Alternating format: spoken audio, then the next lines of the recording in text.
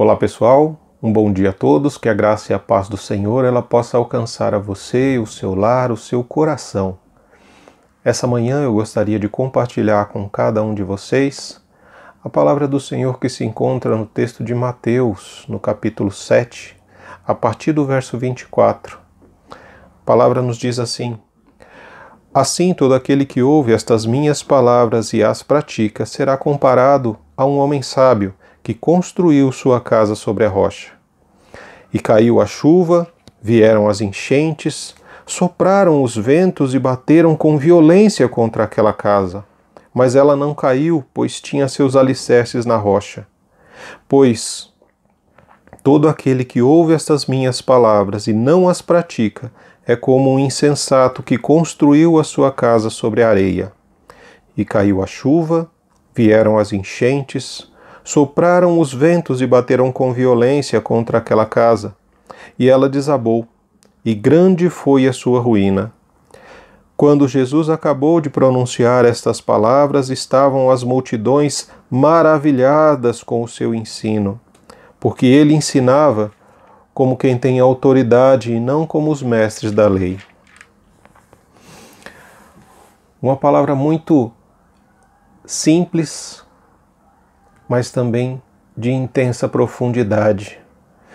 Esta palavra, irmãos, é o final de um discurso, o final de uma mensagem, de um sermão que o Senhor estava ministrando ali, que começa lá em Mateus, no capítulo 5, que nós conhecemos como o Sermão do Monte. É uma porção da palavra, Mateus 5 até o final do capítulo 7. Nós conhecemos também como a cultura do reino, ou aquilo que o Senhor estabelece como princípios e valores para todo aquele que deseja ser um cidadão do reino, para alcançar a verdadeira alegria, a verdadeira felicidade. O Senhor ele vai nos dando subsídios, vai nos dando instruções, vai nos ensinando como que nós podemos viver a partir do momento que nós entregamos a nossa vida ao Senhor. A partir do momento que existe um desejo dentro do nosso coração e da nossa mente de agradar a Deus, de buscar sermos mais parecidos com Jesus, e Ele nos diz, primeiro nessa grande teoria, de que nós precisamos ter determinadas atitudes, pensamentos e ações para que nós possamos realmente manifestar o reino de Deus em todos os lugares onde nós estamos e nos nossos relacionamentos. E a partir do momento que ele começa a dar instruções e formas de viver, ele chega no final desse sermão, que se encontra nesse texto que nós falamos. E aí ele mostra para nós de forma muito clara e simples o que é que pode acontecer com a nossa vida a partir do momento em que nos é dado, nos são instruídos, né? Nos é dada instruções para que possamos viver a nossa vida. E o que é que nós fazemos com ela? Esse texto é muito simples. O Jesus ele pega algo muito transparente e claro para que nós possamos entender. Imagine dois homens. Dois homens receberam as mesmas matérias-primas, né? Imagina uma construção de uma casa. Olha, tenho dois homens, duas pessoas, dois construtores. Vocês vão receber as mesmas matérias-primas. Vocês vão receber tempos, vocês vão receber dons, vocês vão ter acesso a pessoas, a relacionamentos, vocês vão ter sol e chuva. Todos os recursos que o Senhor dá para um, dá para o outro. Vocês vão ter força, o oxigênio para respirar. Vocês vão ter vida. Mas a partir do momento que o Senhor dá essa matéria-prima a cada um desses homens, o Senhor dá uma escolha a cada um deles, para que eles possam escolher o que eles vão fazer com a matéria-prima que lhes foi dada, aonde, o lugar onde eles vão empregar essa matéria-prima, como que eles vão fazer para que essa matéria-prima se torne algo realmente bom. E na intenção deles aqui, na intenção do texto de Jesus, nas palavras de Jesus, seriam duas construções de duas casas. Deus deu as instruções, Deus deu o material, Deus deu força, inteligência e sabedoria para que ambos pudessem realizar as suas construções. Mas cabe a cada um escolher a forma, o lugar e o jeito como essas matérias-primas serão empregadas. Então, o Senhor nos diz que o primeiro homem, ele ouviu essas palavras, ele recebeu toda a matéria-prima do Senhor e foi até um lugar onde era muito difícil estabelecer uma casa, porque a construção seria sobre uma rocha, e para perfurar a rocha, para estabelecer os fundamentos ali, para construir uma estrutura de uma casa, daria muito trabalho e seria difícil. Mas esse homem não recuou diante da dificuldade, mas ele realmente foi, trabalhou arduamente, construiu, montou toda a estrutura da sua casa ali, construiu uma casa sobre a rocha fortificada, e no momento em que as tempestades vieram, que as enchentes vieram, que os ventos bateram com violência, aquela casa permaneceu inabalável, firme e forte. Por quê? Porque ela estava alicerçada em um solo realmente seguro, numa rocha. Esse outro homem, o outro homem, tinha os mesmos recursos, mas as suas escolhas não foram tão felizes, porque a construção da estrutura de uma casa sobre a rocha daria muito trabalho e seria muito difícil. Então esse homem procurou algo mais fácil, um jeito mais tranquilo e mais ameno para poder construir a sua casa. E aí ele viu que perfurar a areia seria muito mais fácil, daria muito menos trabalho. Então ele perfura a areia, monta toda a estrutura da sua casa e fica tranquilo ali. Então, nos dias de sol, aparentemente os dois tiveram boas escolhas, fizeram boas escolhas. E este insensato ainda olha de repente para o homem sábio e diz: você teve tanto trabalho para perfurar a rocha, para construir uma estrutura em cima de algo inabalável, sem necessidade. Olha aqui a minha casa. Construí sobre a areia, e tanto você quanto eu fomos felizes nas nossas escolhas. Mas isso num dia de sol. Mas e quando os dias de chuva, de tempestades e ventos que batem com violência vêm contra a casa de ambos? A casa do homem sábio permanece porque foi estabelecida na rocha. Mas segundo as palavras de Jesus, aquele homem insensato que procurou viver uma vida sem muito esforço, sem muita dedicação e sem excelência nas coisas que eram feitas, a sua casa caiu quando os ventos vieram, quando a tempestade se abateu sobre ele.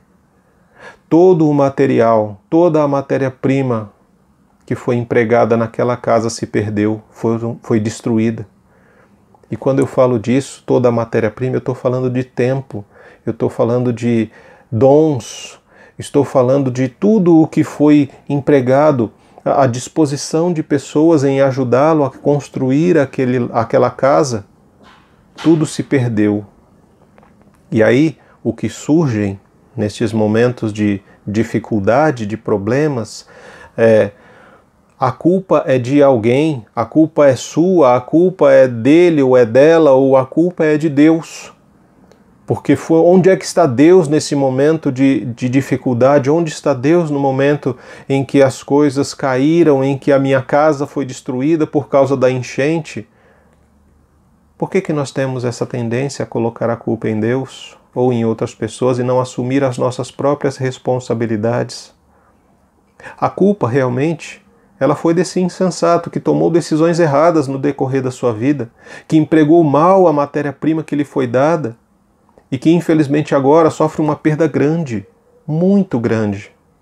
A palavra do Senhor, quando nós observamos lá em 1 Coríntios, no capítulo 3, no verso 11, diz que porque ninguém pode colocar outro fundamento além do que já está posto, o qual é Jesus Cristo. O fundamento no qual nós precisamos estabelecer a nossa casa é Jesus. O nosso lar precisa ser construído, os nossos relacionamentos precisam ser construídos ao redor de Jesus. Jesus é aquele que sustenta a nossa casa, é aquele que sustenta a nossa vida, é aquele que nos dá a matéria-prima necessária para desenvolvermos grandes relacionamentos. Nós precisamos entender uma coisa muito importante também nesse texto, porque muitas vezes nós usamos a palavra de Deus apenas para fazer estudos bíblicos ou para pregar esta palavra para alguém, mas não para viver esta palavra em nossa própria vida. E o que Jesus está falando para nós aqui cai exatamente nessa questão. Essa palavra que é traduzida como a prática, né? Assim, todo aquele que ouve estas minhas palavras e as pratica, que está em Mateus 7, 24, a palavra pratica, ou em algumas traduções foi traduzido por fazer, é a palavra grega poiel. Poiel é uma palavra que dá origem a uma outra palavra muito conhecida para nós no português, a uma atividade chamada poeta. O que Jesus está dizendo aqui? Nós precisamos entender aquilo que o Espírito Santo quer dizer aos nossos corações com o discernimento que o próprio Espírito pode nos dar. Nós precisamos compreender que a matéria-prima que Jesus está nos dando é a própria palavra dele. Aquele que ouve estas minhas palavras. Deus nos deu o próprio Jesus. As palavras de Deus, a palavra de Deus é o próprio Cristo. Aquele que ouve a Cristo e pratica aquilo que Cristo orientou na sua palavra é chamado de uma pessoa sábia. Agora, aquela pessoa que simplesmente ouve, não pratica, ou vive uma vida cristã de qualquer jeito, de qualquer forma, é chamada de tolo, de insensato nas Escrituras, porque está jogando fora a matéria-prima de Deus, o próprio Cristo. Precisamos entender que assim como ele falou para nós, olha, aquele que ouve a minha palavra, a matéria-prima que Deus está dando a cada um de nós é a própria palavra, e Ele está nos chamando de poetas para que possamos usar esta matéria-prima. A função de um poeta qual é? Dar vida a palavras. Ele pega aquelas palavras que ele recebe e ele faz com que essas palavras gerem vida. Ele dá vida às palavras para que gerem vida aos ouvidos e corações que as recebem. E nós temos também este dom, nós somos chamados de poetas, porque o Senhor nos dá a capacidade da palavra. A palavra ela é muito importante, meus queridos e amados irmãos. A Bíblia é conhecida como a palavra de Deus, a revelação de Deus para o ser humano. E quando nós observamos um texto que nós encontramos em Efésios, no capítulo 2, no verso 10, diz que porque somos criação de Deus, realizada em Cristo Jesus para fazermos boas obras, as quais Deus preparou antes para nós as praticarmos. Essa palavra aqui, usada no verso 10 do capítulo 2 de Efésios, porque somos criação de Deus. Essa é a mesma palavra usada aqui para prática. Aqui em Efésios foi traduzido como criação. Em Mateus, no capítulo 7, 24, foi traduzido como prática, ou fazer. As palavras que você recebe, ou o que você faz com essas palavras, é aquilo que o poeta faz com as palavras. E no texto de Efésios ele diz que nós somos criação de Deus. Ele está dizendo que nós somos um poema de Deus. Qual foi a matéria-prima que Deus usou lá em Gênesis? Não foi o pó da terra? Quando observamos a palavra do Senhor nos dizendo, no capítulo 2, no verso 7, então o Senhor Deus formou o homem do pó da terra e soprou em suas narinas o fôlego da vida, e o homem se tornou um ser vivente. A matéria-prima de Deus ali era o pó da terra. E do pó da terra, não é nem a terra, irmão. Sabe quando você pisa na terra e sobe aquela poeira? É aquela poeira que Deus usou como matéria-prima para a formação do ser humano. E ele fala que ele soprou vida nas narinas. Eu e você, nós somos o poema de Deus. Deus usou a palavra para nos dar vida. Deus soprou em nossas narinas para nos dar vida e vida em abundância. E a partir deste momento, o Senhor ele vai nos capacitando, Ele vai nos dando matéria-prima para que nós possamos dar continuidade à geração de vida no mundo, através do dom que Ele nos dá, o ar que nós respiramos, o sol e a chuva que caem sobre justos e injustos.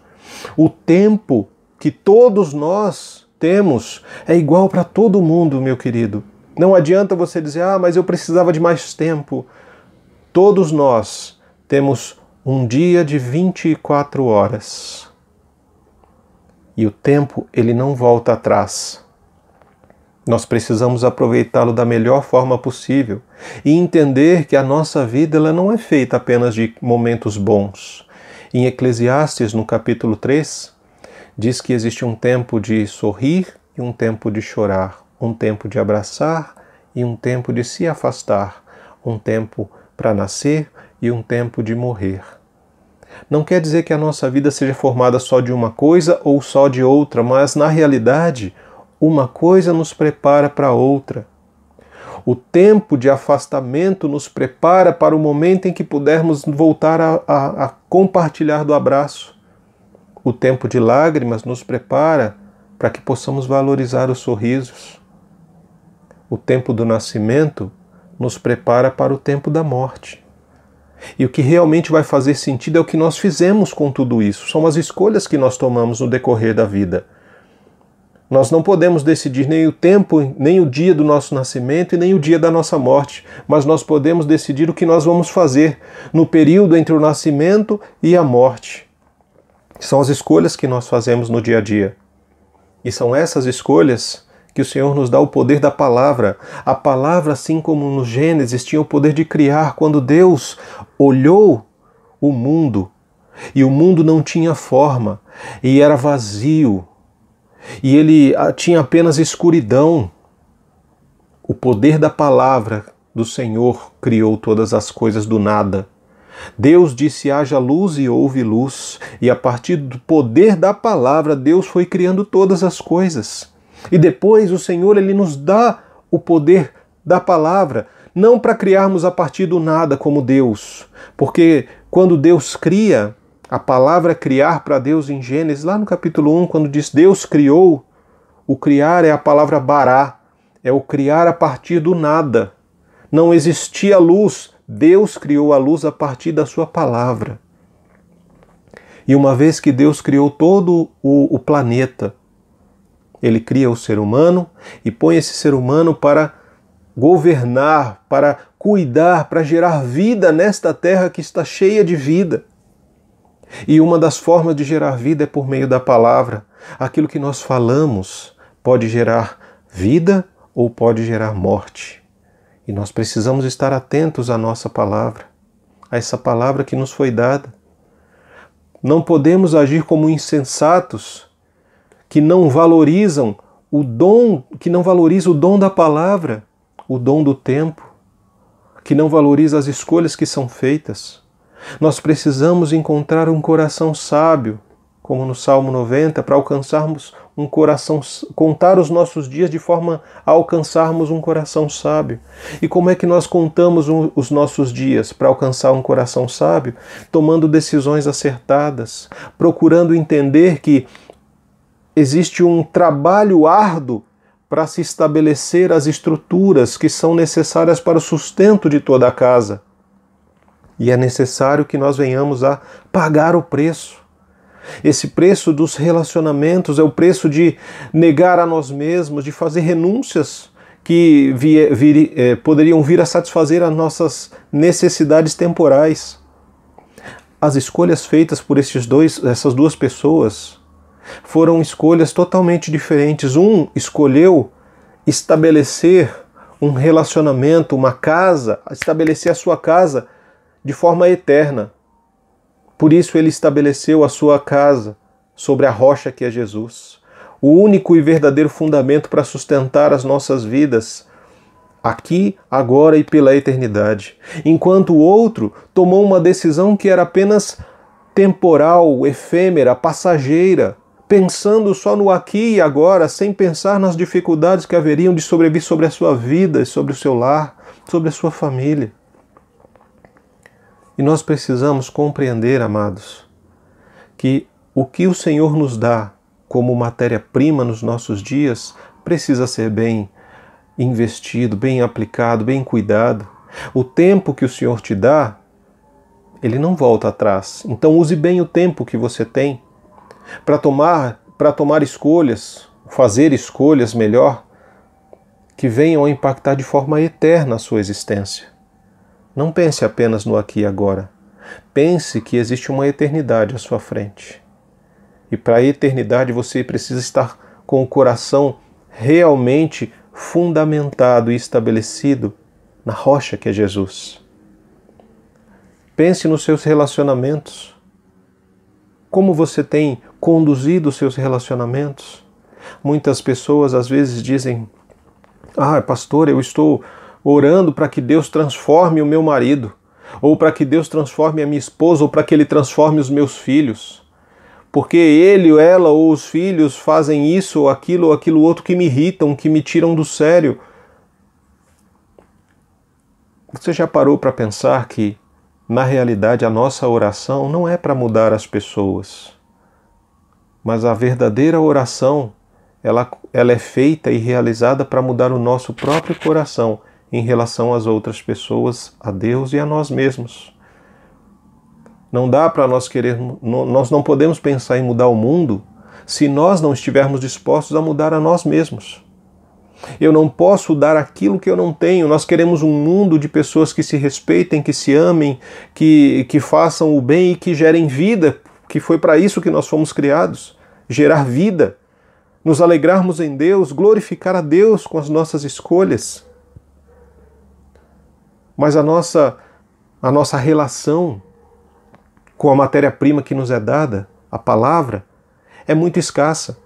Nós usamos a palavra que nos é dada por Deus para simplesmente fazer estudo bíblico, para pregar para outras pessoas, para fazer conferências, para, num momento de desespero, eu preciso de uma palavra, Senhor, fala comigo, e aí a pessoa simplesmente abre a Bíblia e vem uma mensagem, Deus falou comigo.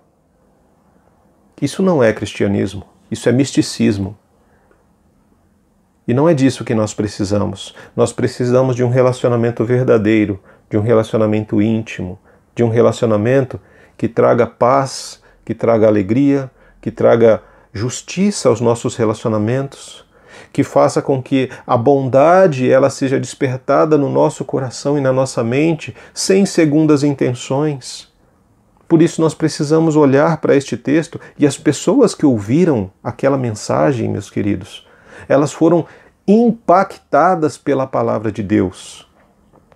Porque Jesus falava bonito? Não. Porque eles haviam, por muito tempo, recebido instruções e orientações e ensino dos fariseus, que eram homens conhecedores da lei, e que isso que era a palavra de Deus, e que é a palavra de Deus, eles transformavam em regras e mandamentos. Faça isso, não faça aquilo, não faça aquilo ou faça isso. Eram fazer ou não fazer e não fazer.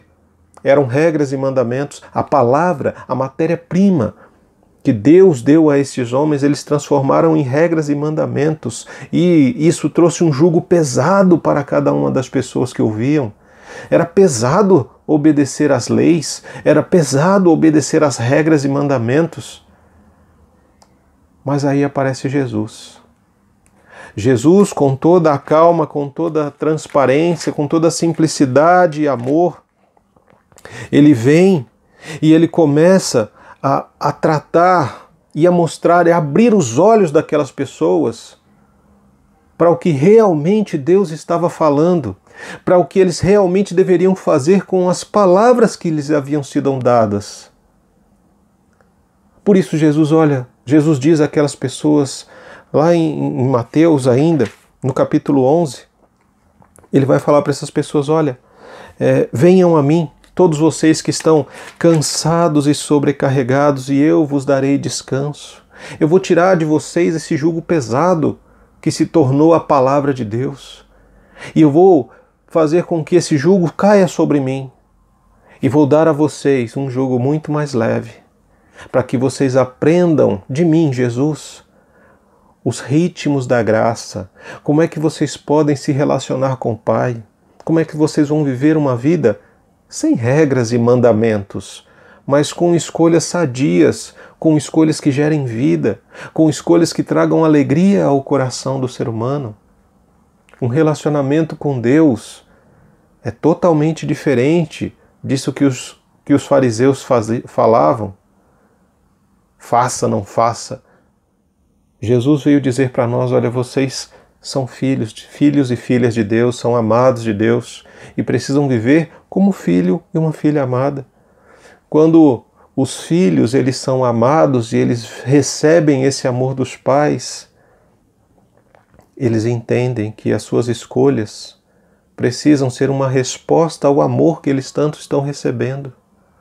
Assim é conosco. Eu, você, nós somos filhos e filhas amados de Deus. As nossas escolhas precisam ser uma resposta ao amor de Deus. Lembre-se, nós somos um poema de Deus. Todo o Antigo Testamento ele é escrito na poesia hebraica, com o objetivo de tocar cada coração e mente e gerar transformação, mexer com os nossos pensamentos, com a nossa razão, mexer com as nossas emoções, nos levando a atitudes que sejam uma resposta de vida à vida que nos é dada. Nós precisamos entender isso. Mais do que entender, nós precisamos viver isso. Porque a grande diferença entre o que Jesus ensinava e o que os fariseus ensinavam é exatamente a vida. Os fariseus falavam de religião como uma forma pesada de regras e mandamentos. Jesus falava de um estilo de vida que tem como resultado gerar vida. Aquilo que transborda no meu coração e na minha mente, que é o Evangelho da graça, do amor, da misericórdia, da justiça de Deus, ele precisa transbordar de mim para derramar e encher o seu coração, a sua mente, a sua vida. E assim por diante, enchendo você, para que você transborde e possa encher outras pessoas. De uma forma que, quando olharmos na face do nosso irmão, nós possamos ver a face do Cristo. Nas nossas atitudes, nas nossas escolhas, para que realmente nós possamos também, além de estarmos maravilhados com os ensinamentos de Cristo, podermos transmitir este mesmo ensinamento a outras pessoas, dando a outros aquilo que o Senhor tem derramado em nós. As pessoas que recebem ódio, rancor, angústias, amargura, elas tendem a produzir isso em alta escala dentro do seu coração e da sua mente e transbordar isso para outras pessoas. São pessoas amargas que precisam experimentar do amor de Deus. E você é chamada para isso, para fazer com que essas pessoas possam experimentar o amor de Deus, que elas possam ouvir a poesia que Deus está falando através da sua vida, através dos seus lábios, através das suas atitudes. Lembre-se, você é a criação de Deus, criado para fazer boas obras, para praticar as boas obras. Se você tem dúvida do que você precisa fazer, de como você faz para realmente ser uma pessoa feliz, uma pessoa alegre, uma pessoa que está caminhando para o reino de Deus, se você tem dúvida de como viver o Evangelho de Jesus Cristo aqui nessa terra, nos seus relacionamentos, eu te desafio a ler, a meditar, a contemplar a palavra do Senhor contida nos textos de Mateus do capítulo 5 até o final do capítulo 7. Porque aqui esse espaço é o espaço chamado do Sermão do Monte. É o momento em que o Mestre Jesus se assentou num lugar um pouco mais alto, ao redor dele se assentaram seus discípulos e atrás dos discípulos uma grande multidão. E o Senhor Jesus começa a ensinar a cada uma daquelas pessoas o que elas precisam, a matéria-prima que elas precisam receber para que elas possam realmente desenvolver relacionamentos saudáveis, relacionamentos que vão gerar vida, que vão ensinar pessoas, que vão libertar pessoas da ignorância. Matéria-prima que vai nos ensinar a exercitar as nossas emoções, os nossos pensamentos e que vão refletir em atitudes de graça, de paz, de justiça e de misericórdia. Essa é a palavra do Senhor para nós nessa manhã que, eu não sei você, mas que me deixa maravilhado.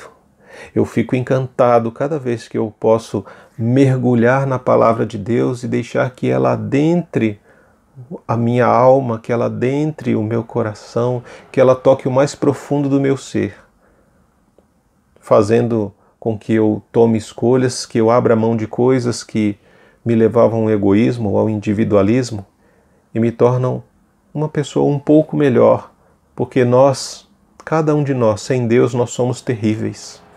E nós precisamos muito, muito da graça, da misericórdia de Deus e do Senhor habitando em cada um de nós por meio do seu Espírito que é santo.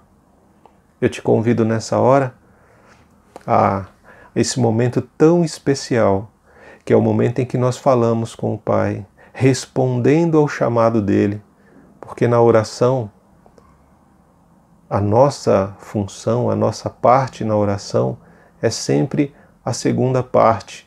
Deus, ele fala conosco e depois nós respondemos através da oração.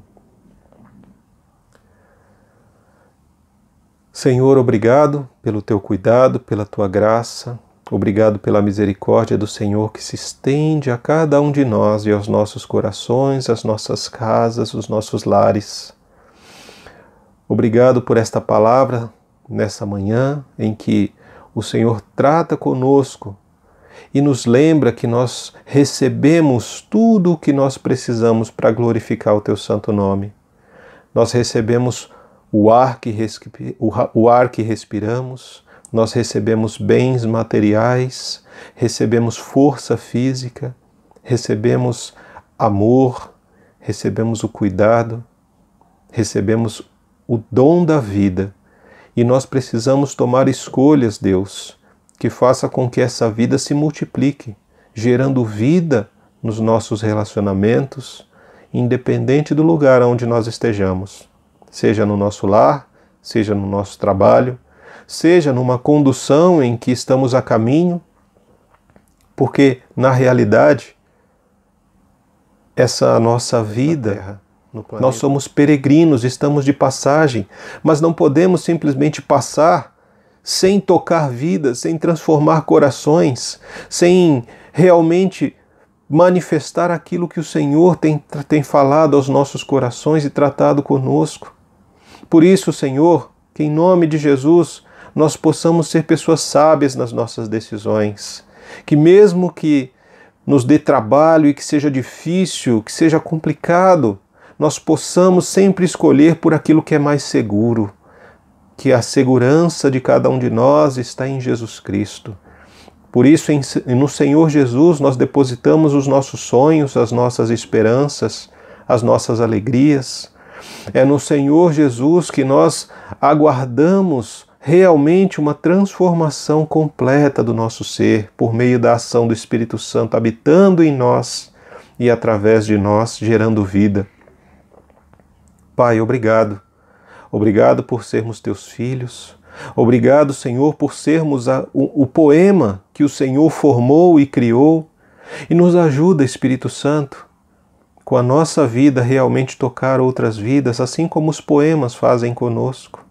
Eles tocam o mais profundo do nosso ser, da nossa alma, nos trazendo uma sensação real de alegria, de transbordamento de paz.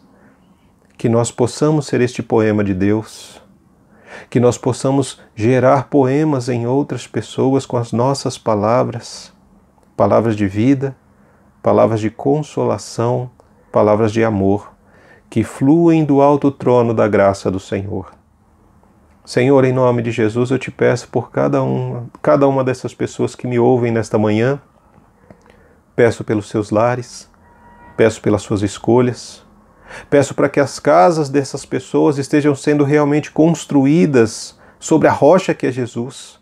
E não só a casa, mas os seus lares, os seus relacionamentos, que cada um possa estar aproveitando bem, ó Deus, cada uma das matérias-primas que nós recebemos, que possam aproveitar bem o seu tempo, o tempo que tem hoje com os seus familiares, e entender que a nossa vida não é formada apenas de coisas boas, de momentos felizes, mas também de momentos complicados e difíceis.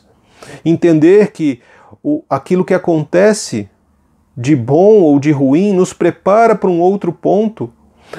O nascimento nos prepara para a morte. O momento de afastamento nos prepara para o momento de encontro.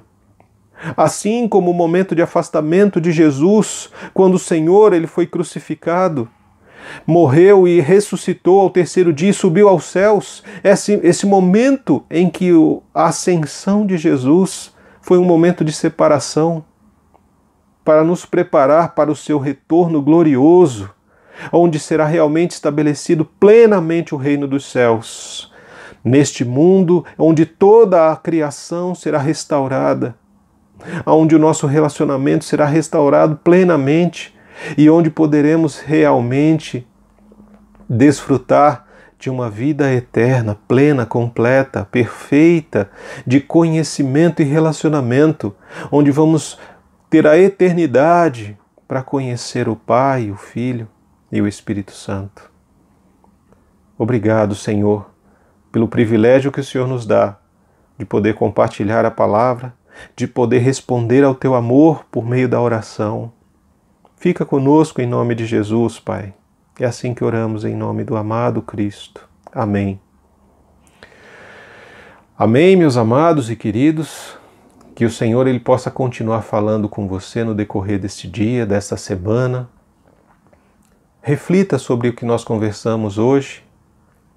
Toma cuidado com o que você está fazendo com os dons, com o tempo, com as pessoas que o Senhor tem colocado na sua vida. As suas escolhas têm te levado para mais perto de Deus ou têm te afastado de Deus?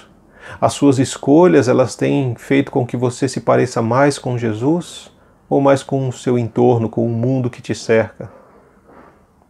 Lembre-se, o tempo não para e nós precisamos realmente tomar decisões que nos aproximem de Jesus, porque a nossa salvação hoje está muito mais próxima do que esteve ontem e na semana passada. Que Deus nos abençoe e nos guarde, e que as nossas decisões nos conduzam para mais perto do Senhor.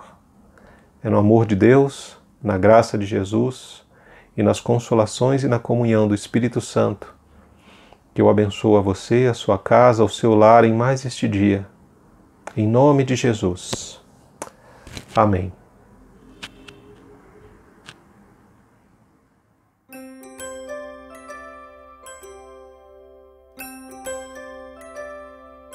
Quem pintou o mundo, quem escolheu a cor, fez o sol amarelo, pôs o verde na floresta e o vermelho em uma flor.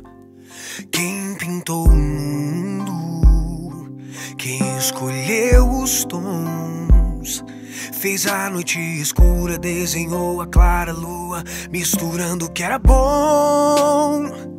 O maior pintor do mundo está pintando a minha história, e ela não tinha cor. A cruz foi o pincel do autor. O maior pintor do mundo está pintando a minha história. Ele assinou a obra que sou eu, e na assinatura está escrito: Deus.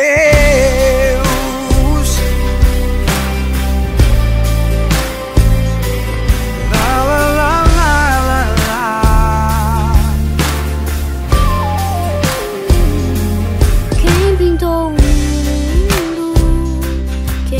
escolheu a cor.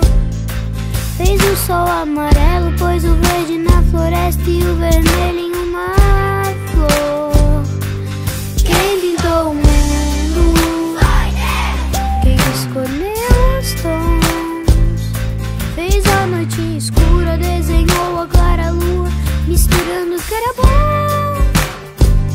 O maior pintor do mundo está pintando a minha história, e ela não tinha cor. A cruz foi o pincel do autor. O maior pintor do mundo está pintando a minha história. Ele assinou a obra que sou eu, e na assinatura está escrito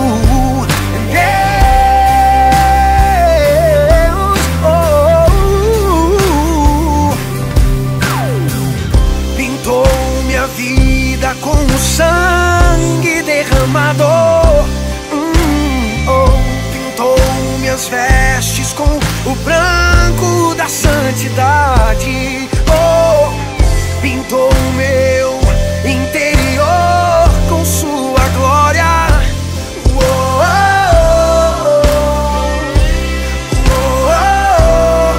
Ele pintou minha vida, pintou minha vida como sangue derramador. Pintou minhas vestes com o branco da santidade. Pintou o meu interior com sua glória.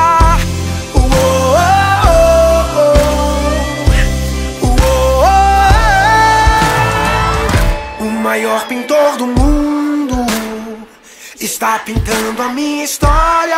E o quê? E ela não tinha cor. A cruz foi o pincel do autor.